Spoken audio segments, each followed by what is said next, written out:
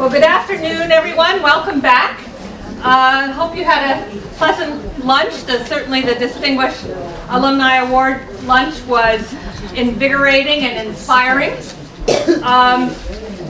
My name is Marion Boltby, and I'm a member of the Teachers College Alumni Council. I'm happy to welcome you here today. As you probably heard in the first session, the Alumni Council members are around all day to answer your questions about what the Council does and how you might be interested in becoming involved. So please don't hesitate to ask. We have yellow ribbons, and we hope we can talk to you either between sessions or at the networking reception afterwards. There's also a table there. For now, I'd like to introduce the this current session. It's called Cultural Competency in Today's Increasingly Multicultural World. Before we begin, I'd like to introduce our speakers, and their more detailed bios are in your program. William Howe is Bill is the State Title IX Coordinator and Education Consultant for Multicultural Education and Connecticut State Department of Education. In 2006, he was named Multicultural Educator of the Year by the National Association for Multicultural Education, and he is one of this year's Distinguished Alumni Award recipients.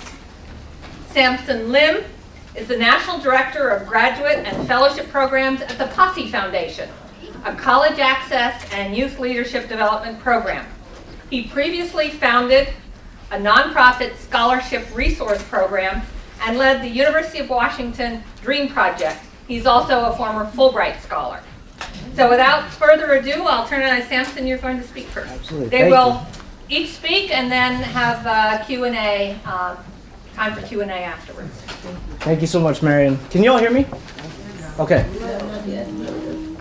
Let's do this. How's this? Better? Yes. Right in my face. Well, thank you all for coming today. My name is Samson Lim. I go by Sam. Feel free to call me Sam. I feel very inadequately qualified for this panel because I don't think it's a panel. It's really more a conversation with Bill Howe. And I was fortunate to meet Bill last year when we were both at the National Leadership Academy through APACS, the Asian Pacific American Institute for Congressional Studies in Washington, D.C.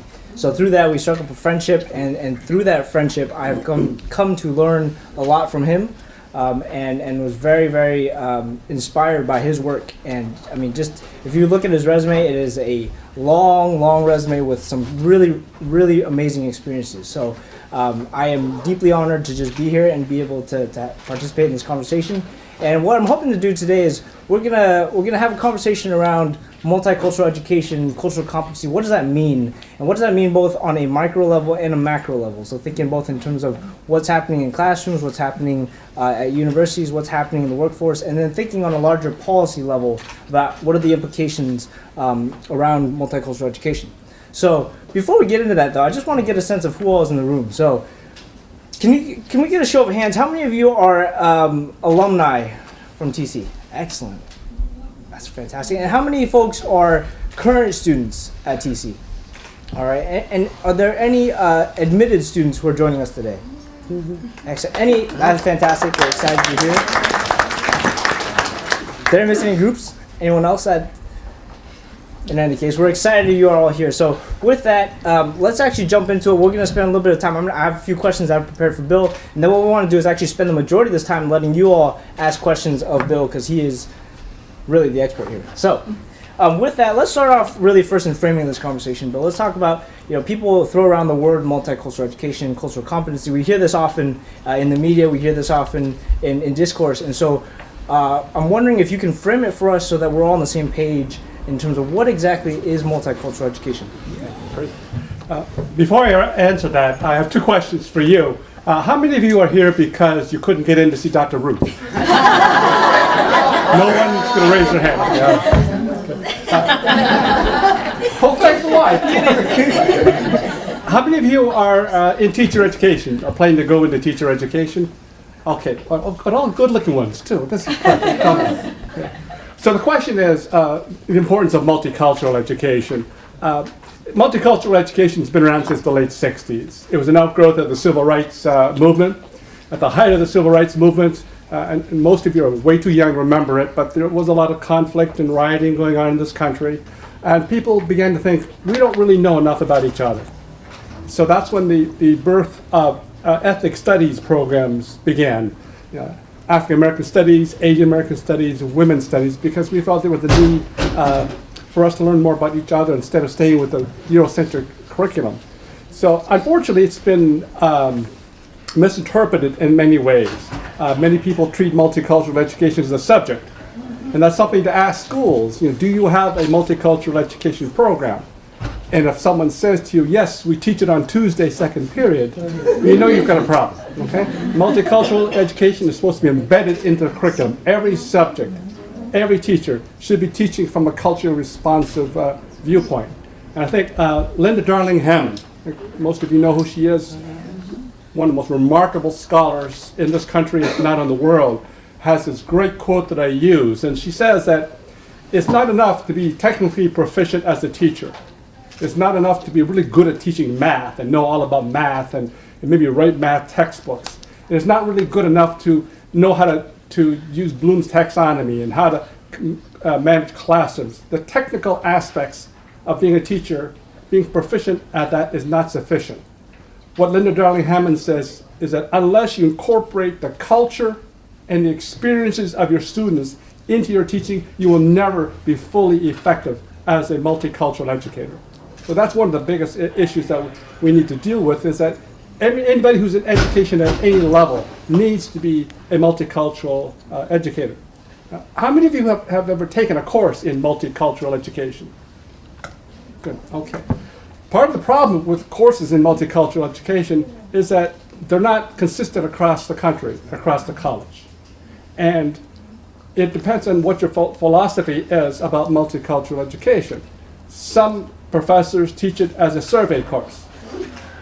So this oppressed group and this oppressed group and this oppressed group, which is okay, but it's not terribly helpful when it comes to someone going into the classroom. And I'm often asked to come to speak to classes in multicultural education. And they say, well, could you come next Tuesday? That's when we cover you Asians. Last week we had the Latinos, and next week we're doing the gay people. All right? So that tells me that's just like one group after another. The problem is, it's nice to know, okay, I can tell you, we invented everything, and we can tell you all those things. But the problem is, when you get into the classroom, it doesn't teach you how to teach. It doesn't show you how to use a student's culture and incorporate it into your teaching. So the short answer is that multicultural education is about educational equity, ensuring that every single child in this country has an equal education. And we know for a fact that is not true in this country. And secondly, it's about social justice. What purpose is a good education system if you raise kids who don't want to make the world better? I always say that you will be successful as an educated person is when you leave this earth, you leave the world better than when you found it. So Bill, you've explained a little bit about what multicultural education is and how we should kind of see it. And you touched on a little bit about why it's important, but I'm wondering, could you, in your words, we'd love to hear from you, why is this so important? Particularly, why is this important today? Great. Okay. So here's a question for you. 35 years ago, what do you think the number one reason was that people got fired? Drinking on the job. Are you trying to tell us something? So 3 martini lunch. Well, yeah, let's go with another answer, okay? 35 years ago, and the number one reason that people got fired from their jobs is a lack of technical skills. Yes. People couldn't type fast enough. They couldn't weld without making a lot of boo-boos. They couldn't drive a truck in a straight line without hitting a pole. Today, the Fortune 500 companies, they interview the HR directors every year, and they ask them, tell us about the last 3 people you fired. Why did you fire them? And it's not because they couldn't do long division. It's not that they couldn't weld. People primarily today are fired because of a lack of people skills. Okay? Yale University did a study of people who were fired from their first jobs. Remember the first job you got? The one that you actually got money, okay? Were you fired from it? That's what Yale's study was. And what they discovered was the number one reason people get fired from their first job is a lack of people skills. Okay? Lastly, how many of you have ever lived in a dormitory or had roommates? Oh. Have you ever had any roommates that were kind of disagreeable? RAs, their association, they look at people who have good and bad experiences in dorms. And what they've discovered is that the number one reason people have a bad dormitory experience is because they are stuck with living with people with lousy people skills. Okay? So think about this, if I could just demonstrate. I'm picking on this young lady here. What is your name? Melissa. Melissa. Let's say you hired Melissa, and you discover after about a month that she never learned how to do Microsoft Excel. Never knew how to do the spreadsheets and all that. What would you do for Melissa? Help her, give her a training. You send her away to workshop. Melissa, you know, there's a 3-week workshop in Hawaii that you have to go to. So you send her away to workshop, or you say to someone, would you sit down with her and you go to Excel, you show her. In a matter of days, she's proficient, right? Yeah. That's an easy problem to solve. Yeah. But what happens if the problem is not that Melissa lacks technical skills? What if the problem is that Melissa lacks social skills? What if Melissa is really a miserable SOB? What workshop you send her away to where she comes back and she's cured? There is none. 3 weeks in Hawaii is not going to do it for you. Okay? That's the issue that we deal with. And that's what businesses are saying now, is that I can find people with degrees. I can find people who are educated. What I want are culturally competent people. I don't care whether I'm opening a 7-Eleven downtown or opening up a company in China. I want to send someone over that I know will not offend people, all right, that will know how to get along with everyone. Their big mantra today is culturally competent employees. You got a degree, great, but thousands of people have degrees. You got one from TC, even better, okay? But you need to be a culturally competent TC grad to be at the top of your game. So in context of social skills, cultural competency skills, to what extent do you think that today's graduates, and I'm talking college graduates, you know, master's graduates, are adequately prepared to enter today's job market? Okay. Do you mind if I stand? I'm a teacher. I can't talk sitting down. All right. So, can you all hear me? All right. Yes. It's a great question, because what I'm finding as I'm working with teachers and I'm watching what they're teaching kids, part of the problem is that our education system, if you think about what kids' focus is on, it's on high stakes testing. We cut out recess, we cut out band, we cut out music, PE. Kids don't learn how to play anymore. Kids run home. I don't know about you, when I was a kid, I'd run home and I would play ball out in the street until my mom yelled at me to come in. Nowadays, kids run home, they get up from their computer to do this, or on the way home on the bus, they're doing this, okay? So we're growing a generation of kids who don't have social skills. We're also raising a generation of kids that have no empathy. University of Michigan School of Social Research, October 2010, did a study of the millennials, that's the 22-year-olds, and what they discovered was that the millennials, the 22-year-olds, were 40% less empathetic than the kids 10 years before, with the biggest increase coming within the last 2 or 3 years. We're raising a generation of kids who don't care about others. We're raising a generation of kids who, it doesn't bother them when they see the homeless. It doesn't bother them when they see all the injustices that go on in the street. It doesn't bother them when they see all the things that are still going on. They're so horribly offensive to us. They don't care. They care about themselves. So this is where we're at now. Students have got to develop better skills. And am I answering your question at all, Sam? I got on my soapbox and I forget where I am. So my mantra is, and I like to use visuals, because I find that the average teacher only uses 5 to 7 teaching strategies. The number one being, anybody know? Lecture, right? The problem is that all we know about brain-based research, what Goldie Hawn was talking about this morning, tells us that teachers should be using, on average, 15 to 30 different teaching strategies. So you've got to stop talking, you've got to show more pictures, you've got to do more activities, you've got to do more simulations in class. And what this brings us to is that, picture this. You've all seen on TV saloons, right? Anybody ever been in a saloon? I'm looking at you, you're not raising your hand. Why? You've never been in a saloon. You've been in a bar? Yeah. Okay. So some of you might know what a bar is, some of you might know what a saloon is, but in old Western days, really noisy, you're pointing at your partner like this, honky-tonk piano, beer bottles being thrown, glasses being broken over people's heads, really noisy. And then suddenly, a stranger comes to the door. They open those saloon doors. What happens? You can hear a pin drop, right? You've all seen that on TV? How many of you have ever had that experience yourself? Walk into a room, and all of a sudden everyone's quiet because you walked in. Ever had that? Yes. Ladies, you ever walked into a room full of men, and all of a sudden, because a lady walks into the room, all of a sudden they're very quiet? They stop their dirty joke midway through, or they stop cussing. Okay? I experience that constantly. Being a person of color, walking into a room that's primarily white, middle-class males, and then because I'm the only one, often people feel uncomfortable. That leaves me with the bind is that I either run, say I'm just not going to do this, or else I've got to learn to work the room. And the problem is that for someone who's naturally kind of shy, do you all know what working the room means? Yeah. Okay? You walk in the room, people look at me and say, oh, there's a guy, he doesn't look like he speaks English. That's why I often wear a suit, because if I don't wear a suit, they think I'm there delivering Chinese food.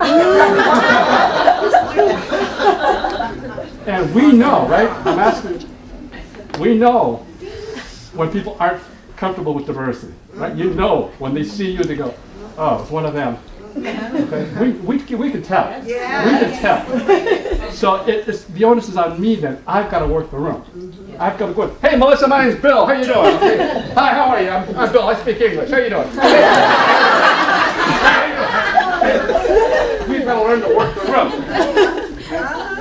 room. So my mantra is that for women and for students of color, it is often a lifelong burden for us to have to make other people feel comfortable with us. Right? Now, how many of you have ever been in a situation you walk into a group of people and suddenly they're all very quiet? All the All the time. time, right? What dumb things have they said to you? Oh, you're so tall. You're so tall. Don't touch your hair. Or they'll say to me, I had this one person who was obviously uncomfortable. And normally, you try to make people feel comfortable, but sometimes you're just too tired. I don't want to do it again. Why do I always have to be the one to make you comfortable?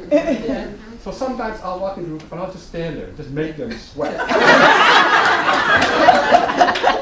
And I've had a person once who said to me, he got so uncomfortable, he just blurted out, I love Chinese food. I'm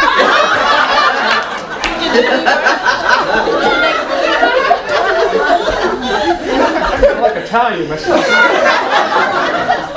And another person said to me, I'm not lying, and another person tell me, we were on vacation and we were in Fargo, North Dakota, and we were really hungry, and we found this really nice Chinese restaurant with really nice people who worked there. Yes. Do you know them? Oh yeah, we have the newsletter goes all around the country. Us Chinese people, we know everybody who runs every Panda Express all over the world, okay? And that is ignorance on the part of the public. So people hire people they like. Remember that. Those of you who are newly admitted, okay? Get your degree, all right? Remember, you got to work on your people skills. People hire people they like. People hire people they're comfortable with. And if you don't know how to work the room, if you don't know how to use those 7 social skills that I talked about, right, you're going to be behind the game. So,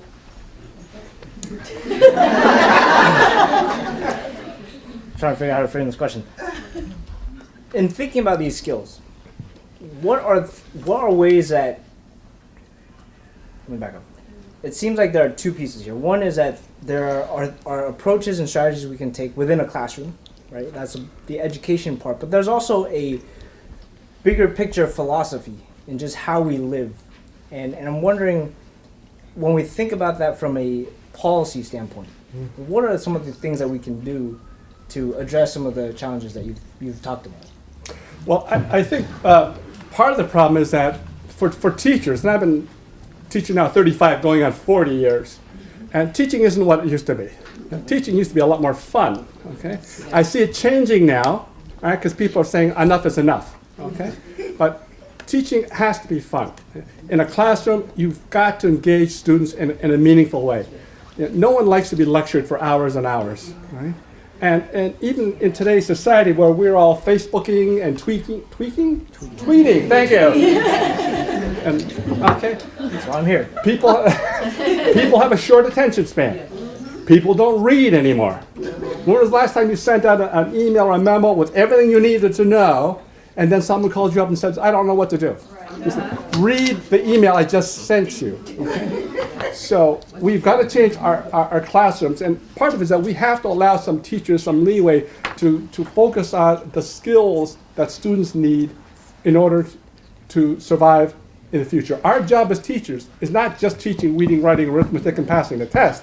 It's preparing students for the world of work. Okay? And we will fail if all they are good at when they graduate is passing the SAT or passing the PC, whatever. Okay? That's not life. Life are the social skills that you need. So classrooms need to be much more lively. They need to be much more interactive. You need to use a lot of simulations. You need to use a lot of activities to keep people engaged. So what's the capacity, in your capacity as the state Title IX director at the Connecticut Department of Education, from your experiences working there, what's the capacity of local, state, and federal education agencies to really make sure that we're doing all the things that you just mentioned? Well, I would like to think things are getting better. But for anybody in education now, you probably know quite well that education policy is not made by educators. Education policy is made by people who have never taught in the classroom before. On one of my trips to China, we were in a university having a nice scholarly discussion with the dean and 8 or 9 of the faculty for about 2 hours, talking about education policy. And at the end, the dean asked me a question through an interpreter. This is 6, 7 years ago. He asked me through an interpreter, so what do you really think of NCLB? No Child Left Behind. And everyone in the group all looked to me. And I finally said, well, I got nothing to lose. I'm in China. Who's ever going to hear? And I said, I don't believe that education policy should be made by people who have never taught before. And the dean looked at me, and he smiled, and he said, me too. In China, though they have their vaunted reputation for testing, they realize it's a big mistake. And they're going back to a more traditional form of education. So we've got to get people into positions of authority who actually understand education. Okay? The best thing you can do, if you want to become more involved as an activist, the best thing you can do is run for school board. One of those powerful positions in this country. So we want to spend the majority of our time together having you ask Bill your questions. So with that, do we have any questions? And then, Eric, should we pass around the microphone? Sure. Okay. Absolutely. We'll use this guy. I worry about an inherent tension that I see between what the skills are, i.e. computer-wise, and what social skills are, because I think there is truth that a lot of the most valued jobs are going to be done by the least socially skilled people, and those are going to be the people that tough engineering computerized places want to hire, whether or not they have social skills. And I also just was wondering what your thought was. I mean, if the number of people fired increases with their lack of social skills, how did they get hired? People, the question is, a lot of the jobs that are coming up today seem to be working, with a machine. So how important are social skills?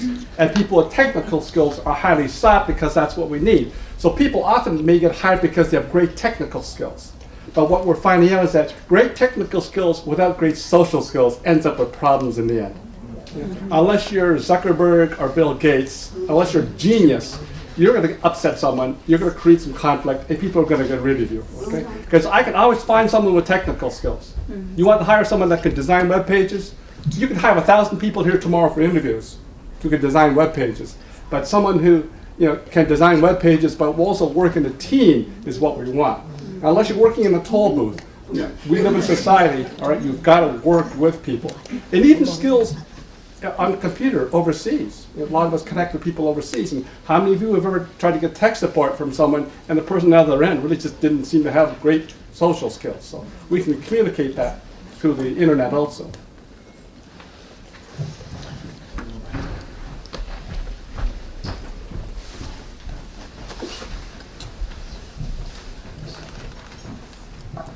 Thank you. I'd like to ask a question. Being one of the earliest licensed, certified bilingual teachers, guidance counselor, social worker, and school psychologist in the New York City public schools, one thing I have not heard within the discussion of so-called multiculturalism is language proficiency.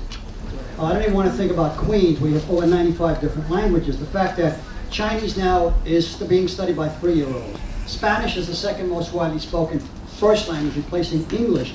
And the next thing, having been a classroom practitioner as well as a clinician, there's been no mention of the collaboration between the classroom teacher who's trained in pedagogy, who has no clinical skills whatsoever. The people skills are very important because I've seen paraprofessionals work better than many PhD level school psychologists. And the clinical psychologists and social workers and guidance counselors, given the fact that, at least here in New York City, a lot of these kids are coming in, and a lot of the adults who are in adult education programs and their families are coming in with a myriad of psychological and emotional problems, which, in my opinion, having been, again, a classroom teacher, the teacher cannot handle it because he or she is too busy teaching and is swamped with the mounds of paperwork that they have to do, at least here in New York City. All right, you've got 12 questions there. let me try to. The first one I was captivated by because in a true multicultural education curriculum, it is more than just race. It's about gender. It's about sexual orientation. It's about class. It's about second language acquisition. Those are critical parts of being a multicultural educator. But the native language is also a very important piece of these different categories. Right. And part of our problem is that the amount of things that are required of a teacher to learn in 4 years is so phenomenally long that schools are now cutting and pasting and shortening. Multicultural education should be a foundation course. But depending where you went to school, multicultural education may have been an hour in someone's 3-hour lecture. So if you bent down to tie your shoe, you missed the whole lecture on multicultural education. And second language acquisition is one of the strongest issues that we're dealing with now in multicultural education, because we need to realize we do a lousy job of teaching people English. 80% of English language learners are not immigrants and not refugees, so forget what those right-wing nutcakes tell you, all right? 80% of English language learners are American-born. 75% of the English language learners in Connecticut are Spanish-speaking.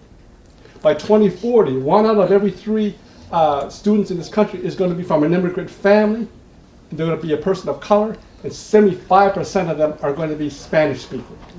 Now, how many of you are bilingual? Okay, all right. See, unless we learn that another language, unless we become a multilingual country, we're going to be behind the game.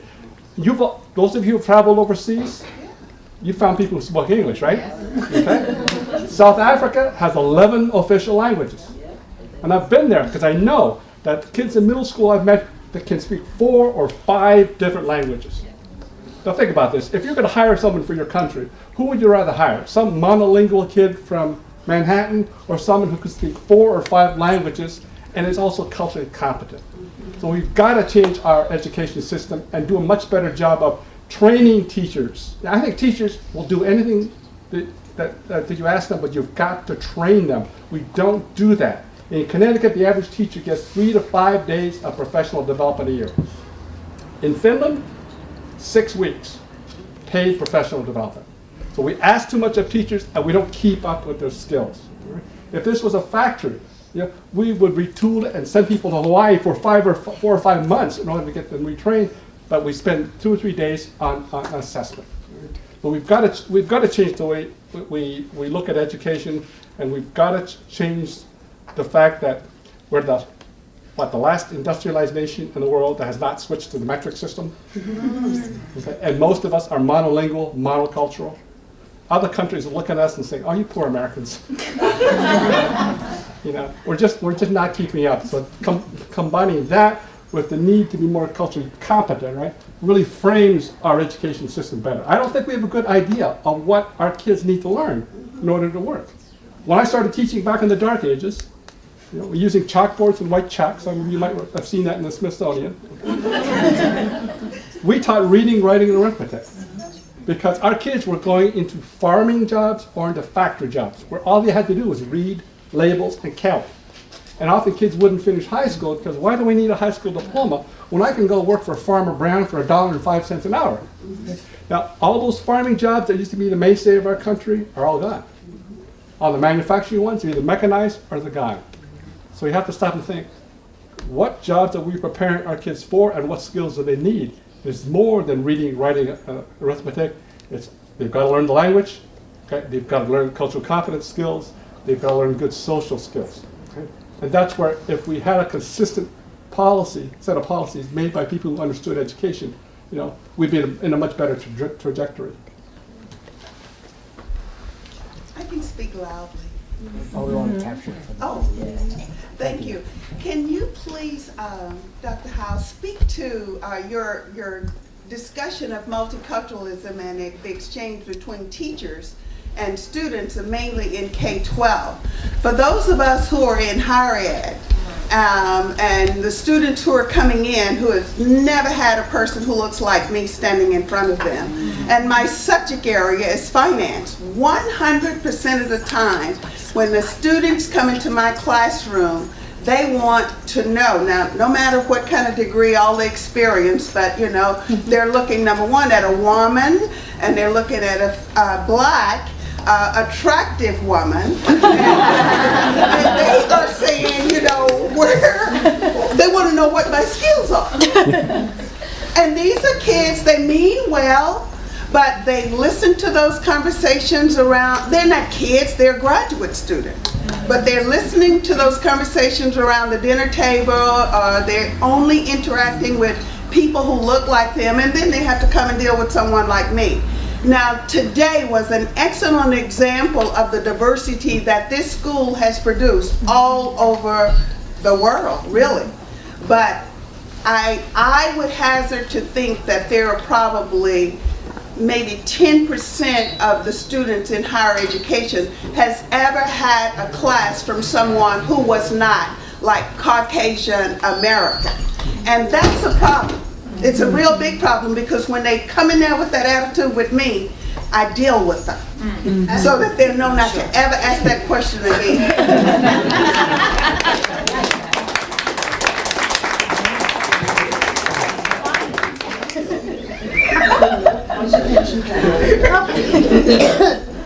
We have to better educate kids from kindergarten all the way up to better understand the importance of diversity, the importance of cultural competence. My job as a teacher is to prepare you for work, prepare you for life. Okay? I teach geography because it prepares you for life. I teach physics, because I prepare you for life. And part of our problem is that many educators only teach their subject. They don't teach the kids. Okay? So, for example, we have this wonderful saying, those Latinos and those Asians, how cute is it that they show respect by looking down at their feet? Well, that's true to a great extent, right? We've taught that you show respect to your elders by looking down, which is fine at home, right? Fine at church, but in the world of work, all right, you've got to do this. So we've got to start at an early age teaching our kids, but also telling the parents. My job is to help your child learn the skills they need in order to not only get a good job at a good company, I want them to own the company someday. In order to do that, they've got to learn the skills that are needed in this work environment, which is still white, male, middle class.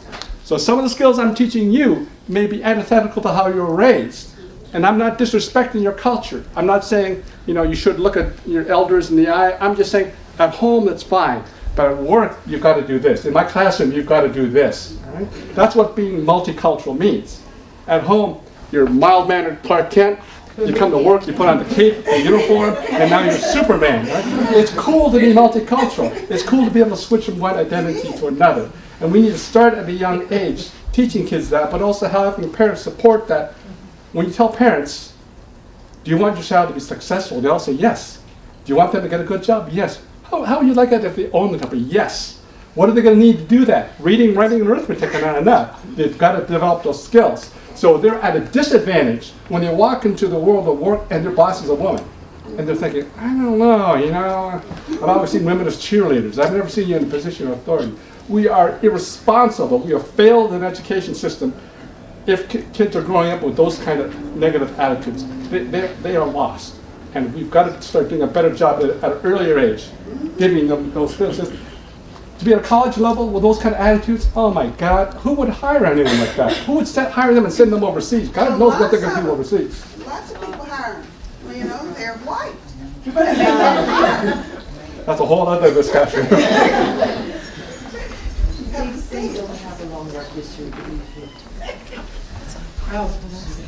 Hi, Dr. Howe. First of all, thank you for this wonderful talk. And I'm also from Connecticut. I'm the resident of city of New Haven, and I've been there for 10 years. I love Connecticut.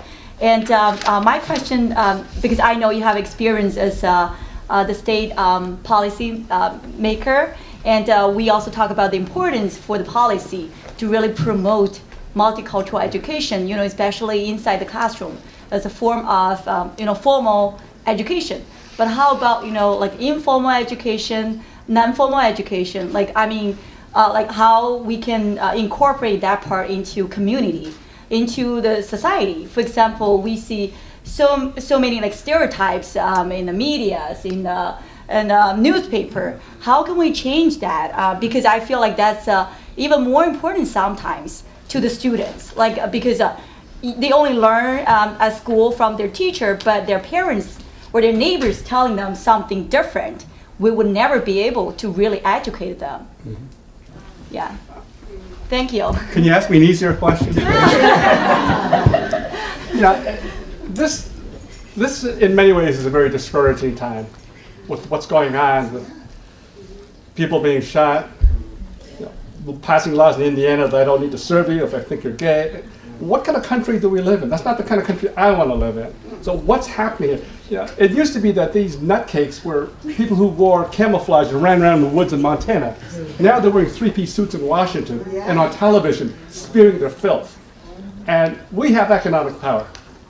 We can use our economies, we can use our social justice activities to stop this kind of nonsense. Arizona was going to pass the laws that public accommodations, they can refuse people who are gay. They finally, the governor vetoed the law because the national football, who was going to play their game in Arizona?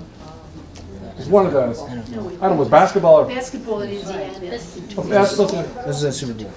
Was it the Super Bowl? Yeah, the Super Bowl. Okay, so the National Football League threatened to pull out. Okay, and now. And Walmart made a stand too. Walmart? Yeah, Walmart. Fun. Who would ever compliment Walmart, right? When Walmart, the richest people in the entire world, said to the governor, this is nuts, then they listen. In Arizona, they have changed their position about bias towards gay folks because they discovered that gay people have money. Wow, who would have thought that gay people have money? So a lot of it is money. You put your dollars where it counts. Look at the boycotts that are going on. Okay, we have economic power. And we have social justice power. We have public voice, and we need to exercise that. Part of our problem is too many of us sit at home, watch our televisions, and groan. We need to get off our butts, get out there and march. We don't burn things down anymore. We need to demonstrate and have more protests. We've got to get that spirit back. So I work for Global Language School, Education First. And we have students from all over the world. And instead of asking how can we change, I'm divorced, I have one child. I am teaching him how to be culturally competent by having host students from every country in the world. We had Kazakhstan, France, Belgium, Shanghai, mainland China, Venezuela, Brazil, South Africa, Ivory Coast. I was a bit iffy because my ex-husband thought that they all had Ebola, but they don't. And Japan, and South Korea. And during those last 2 years where I've hosted these students, they came in with preconceived notions of their own, and we have learned to negotiate. And I, in turn, have been a better teacher. And my son has matured, and of course he has invitations for all over the world. So instead of asking, what can others do? Perhaps inviting a host student into your own house, opening your doors, losing some of your privacy, you might gain a world. That is such a great point about connecting with students. Because I find that when you're dealing with bigoted, narrow-minded idiots like Bill O'Reilly and Rush Limbaugh and all those folks, you challenge them by saying, where's your research that says that? And as soon as you ask them, prove to me your research, they got nothing. No. But what the research does tell us is that parents get most of their attitudes about race and differences by listening to the kids coming back from school. It's the kids coming back from school saying, Mommy, Daddy, just because someone wears a turban doesn't mean they're a bad person. Or my friend has 2 mommies, and they're really nice people like everyone else. Or we shouldn't say bad things about these people because of their religion. Parents get that knowledge from their kids coming home. So for educators, we have one of those powerful ways to change the world by getting kids to be the ambassadors to go back and change the world for us. Well, they are the next generation. Absolutely. So my question is, we've had a lot of jokes about what needs to be changed, but I would like to hear an example of policy that has actually impacted on a classroom level in terms of what a culturally competent classroom looks like that produces students that can have equity, conversations that are really reflecting some of the values that we'd like to see in our classrooms. Connecticut, I use as an example, in 2010, Connecticut passed, the State Board of Education passed a position statement on culturally responsive education. And it was a well-written, 1-page summation, because I wrote it. But I also had help from a lot of scholars, and I also had the research, had 3 pages of citations to back up what I was saying. And now they want to reissue it again. In light of what's happening now with Eric Garner and all those, Walter Scott and all that, they're saying, this is crazy. Fortunately, on our State Board of Education, we've got people of color, and we've got someone who's the Director of Diversity and Inclusion for Amtrak. And whenever our administrators and policy people go before them, they're saying, where's your cultural competence element? And they keep sending them back, which is great because now we finally have people in positions of authority who can make change, who are asking those questions. And now they're going to reissue that position statement again. And you can go to our State of Connecticut Department of Education website, you can download the position statement, and it has very detailed, I think 4 pages of detailed instruction from preschool all the way to higher ed that includes students and parents on specific things to do in the classroom. And we're updating that now. And I hope that catches on because it's finally getting to the point where we've got people who are in positions who understand and are able to make those changes. And once you get into law, that's where we're aiming at. I'm hoping on a federal level. And on a federal level, for the last 6 or 7 years, the Department of Education Office for Civil Rights has really stepped up their game. What do you call that paper? I mean, can we go on the internet and get it? Yes. Yeah, just the Connecticut State Department of Education Position Statement on Culturally Responsive Education. Our federal Department of Education, the Office for Civil Rights, has stepped up its enforcement of civil rights. As you all know, there are 90 college campuses investigating sexual assault. 90 college campuses, including, okay? And the Department of Justice has sued several school districts in the country for violations against transgender students. And some of these settlements are in the millions of dollars. So we finally have a government, at least in one section, who realizes it's time we put some money where we mean. And that's very encouraging. My question is, what advice would you have for someone who has an identity that there is like little to no knowledge or representation of? I am a transgender person, and often in these conversations, I can count on like one hand the number of times trans has even been mentioned in a classroom setting, and oftentimes it's left out of these conversations entirely. So I guess what advice would you have? Because oftentimes I feel like I'm just this lonely trans voice that is barely ever heard. So Yeah, okay. That's a great question. Our job as educators is that part of our job is to teach kids to know what their cultural identity is and to be proud of it.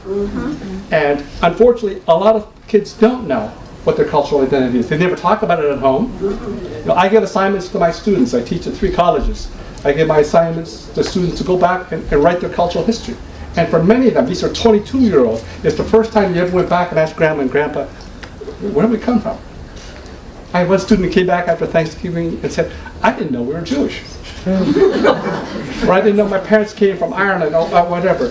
We have to help kids learn their cultural identity. That's part of our job. Just as it is to teach you how to read, write, and do arithmetic, part of my job is to help you learn your cultural identity and be proud of it. No child should be ashamed of who they are. No child, all right?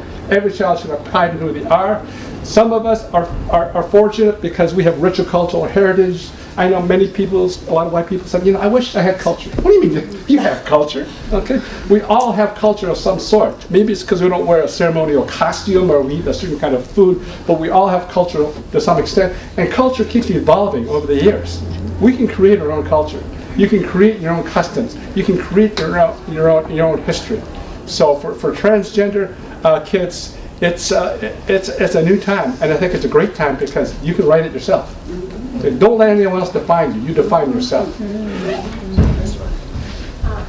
I did my undergraduate work at Connecticut College, and in New London, Connecticut, there was a regional multicultural magnet school. And the professors in the Department of Education where I studied, their issue with that school was that they felt that while the school exposed kids to many different cultures, that it didn't focus enough on actually, I guess, disrupting the social norms that students, you're talking about all this, the uncomfortableness or how people react, and that while this school did focus on multicultural education, that they didn't actually focus enough on helping students, I guess, to understand how to move past the kind of segregation of cultures in this country. And I guess my question to you would be, do you think that's important in multicultural education? And then if it is, how do we make sure that that's actually being included in multicultural education curriculum? So you're talking about the regional multicultural magnet school in New London, Connecticut, one of the oldest original magnet schools, and with an excellent reputation. About 10, 15 years ago, I trained all the staff in that program. And since then, they've come back, and I was just there about 6 weeks ago because they said, I think we need to rethink where we are and what we're doing. So I went down and I visited their school, and I found something very similar to what you're saying. They're still kind of on that rudimentary level. Let's be nice to everyone. Let's learn about the Irish folks and learn about the Italian folks, social skills. And what I've helped them try to do is that they've got to rethink their purpose in education. Language acquisition, all right? But also teaching them to be social justice activists. Okay? Every model of multicultural education, the ultimate level is always social justice. What can I do to teach my kids they've got to speak up, all right? And they've got to upset the apple cart to make things better. It's our responsibility. If you aren't speaking up, you have no right to complain. If you're going to sit at home and yell at the TV set, forget it. We don't need you. You need to be out in the streets. You need to be running for office. You need to be voting. And we need to start with that with our kids at a young age. Part of the problem is that a lot of teachers don't know how to handle conversations about race or sexual orientation. People, they don't have the words, they don't have the language. That's our failure in not providing them with the education. Again, you educate a teacher, they'll do whatever you want, but you've got to give them the education. I wanted to ask a question.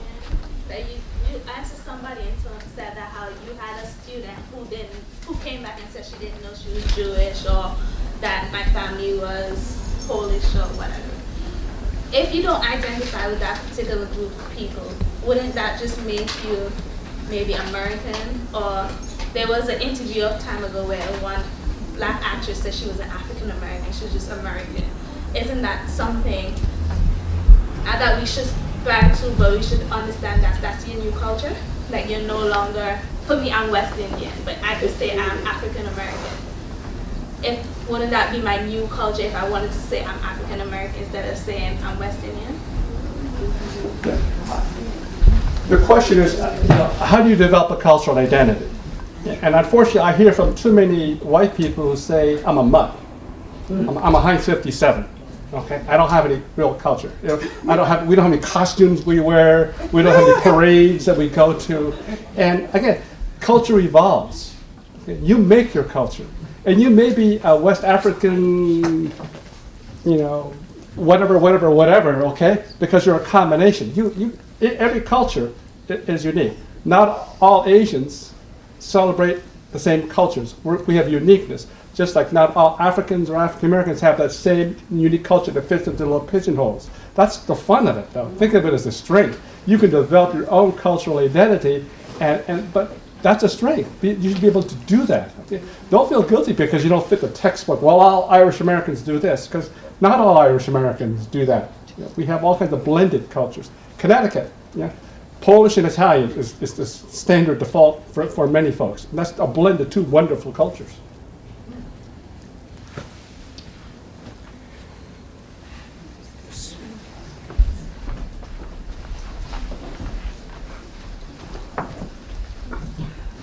I was recently teaching a all-adult TESOL class, so I had about 10 different cultures in there at one time. Is your mic on? I have no idea. I can just speak up. I don't know. Is there supposed to be a green button on the bottom? It's on, but it's low, and I'm gonna get someone to fix it. Okay. Use your outdoor voice. Yeah, I'll just use my outdoor voice. It's fine. So I taught a class of about 20 students, all adults, between 18 and 35 to 50, and they had cultures from across the board. A lot of them wanted to retain their culture and had moved to America and were trying to learn English. And I would say the majority of them actually wanted to shed their old cultural views and just become fully American, and were trying very hard not to have an accent. And having grown up overseas, I kind of find that very, I want them to retain what they've brought to our country because I think we can learn a lot from other cultures. So where do you find the happy medium teaching adults, not children, who you can't really shape and mold? You have to work with them and move forward with them. Where do you find the happy medium between their culture, your culture, and how to teach them appropriately without kind of shoving it down their throat? Okay. Well, the culture you develop should be the culture you want. If you are trying to get rid of your accent because you're embarrassed by it, or if you're trying to get rid of your accent because people make fun of you, that's a different reason. I love accents. I think it's a shame when people lose their accent because that's part of your character. It's just great. But if people want to change because they just don't want to have to listen to people making fun of their accent all the time, that's their choice. But I think the primary thing we have to teach people is that whatever culture you have is wonderful. Whatever culture you have is beautiful. If you want to change, that's your decision. But don't change it because pressure from other people making you.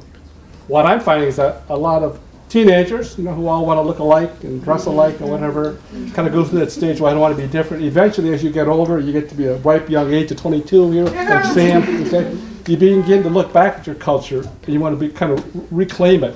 Okay? So at some point in time, parents no longer are dumb. Parents actually know something, and you begin asking questions about where you come from. So I think it comes with time. Let them know it's okay. All right, but think about the reasons why you're doing it. But every culture, accents, customs, and habits, you don't have to be one. Think of yourself as multicultural. I can be Polish American at home. I can be whatever at work. Okay, and that's the beauty of going back and forth. We have time for a few more questions if you want. So we've been talking a lot about increasing diversity and multiculturalism within the student body, but I think a lot of it has to also start with the teachers. So I'm wondering, because a lot of the teaching profession is still predominantly white, within all levels, higher education, all the way through K through 12. And I think that is where we're hitting these boundaries of white people who are just uncomfortable talking about culture, uncomfortable talking about race. And they're like, what is that?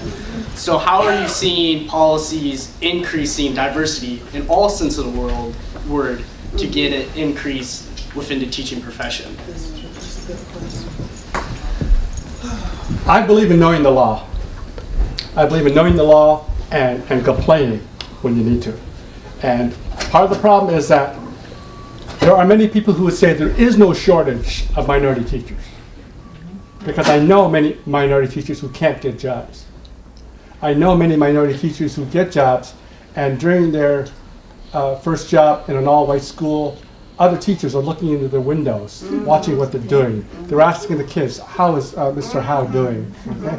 And you're not inviting them to the birthday party or the bowling or showing them where they get their hair products or taking them to church. We treat foreign exchange students better than we do minority teachers. So I say there is no problem finding minority teachers. We just have to do a much better job of making them feel welcome. The same in higher ed. You know how many women cannot get promotion and tenure in higher ed? Because of institutions that are blatantly sexist. Blatant. But unless you file a complaint, right, you're never going to change things. So for people who file suits, I give them a great deal of credit. It takes a lot of guts to do that. But we change policy when we know the law and use it to our advantage. We change policy when we hit people in the pocketbooks. Right? So that's where you can be an activist and speak up about that. Any other questions? So I am a multicultural individual, born in Nigeria, raised in the Middle East, and ended up here in America. And I'm probably a New York City school administrator in the South Bronx. So as you can imagine, the South Bronx, I walk into my school, and I literally have 25 cultures, languages being spoken in my hallways. But I also have kids who are so ardently grounded in their culture. So from Puerto Rican to Dominican, from Mexican to Honduran, from Honduran to Haitian, the Jamaican kid who says, I can't stand Trinis, and these are middle school kids. Okay, and I'm talking about to the point where we have fights, not just like, back and forth language, fist fights, and you bring parents into school, and you have parents who are like, oh no, I told my child, because I don't like them, and it's I'm good at my job, and I'm proud to say that I'm very good at my job. I've been doing this for a long time, and I've moved kids one at a time from being this kind of individual to being that kind of individual. But it's exhausting. It's exhausting because once you figure out how to deal with this type of kid, a new kid shows up, And now the biggest thing now is, gender. We have kids will come in and say, "Mister, I'm gay." And I'm like, "Great." So is my cousin. But then I also know what you're talking about. That especially in minority environments, that's still taboo. So now these kids are walking around campus terrified. So now I'm like, okay, I'm dealing with the Dominican kid who is like, the Puerto Rican kid's messing with me. Now I have this one kid that was saying, everybody's messing with me. And you call parents in there, and the parents are like, so that kid shouldn't be gay. If he wasn't gay, then he wouldn't have this problem. You talk about skills.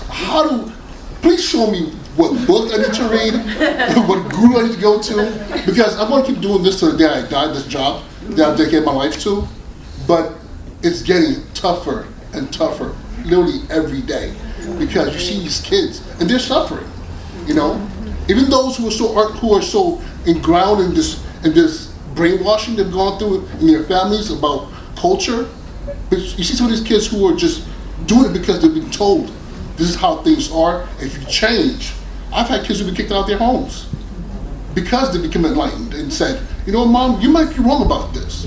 I have a young lady who's at University of Rochester right now, who went to college and came back and said, Mom, you told me a lot of things that were so wrong, and I don't want to be that kind of person. She's not been allowed to go back to her house for the past 2 years. So she's a junior. She comes to the city. She stays with friends. Her mom has not spoken to her in 2 years. So that's the world I work in the South Bronx. And I'm sure people here can relate. How do we fix that? How do we become better at changing that culture? Thank you. First of all, I just want to give you a lot of credit for doing that job.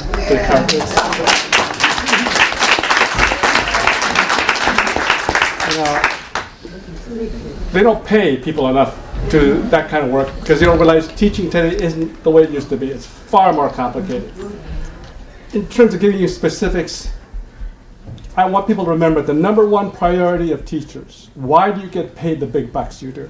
The number one priority of teachers is not teaching reading, writing, arithmetic.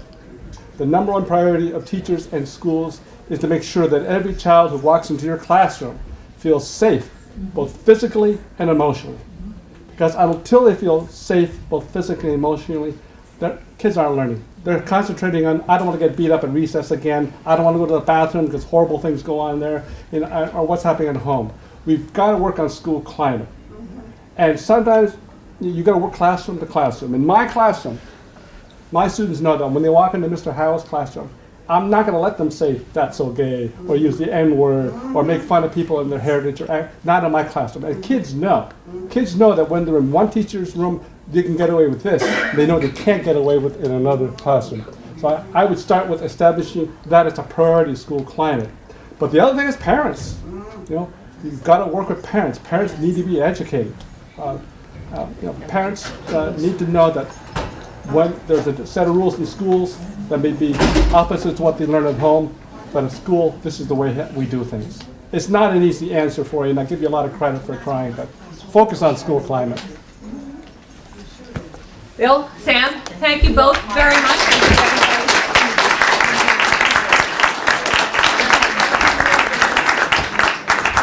Thank you all for coming and contributing your questions and comments. The next session will start at 3:30.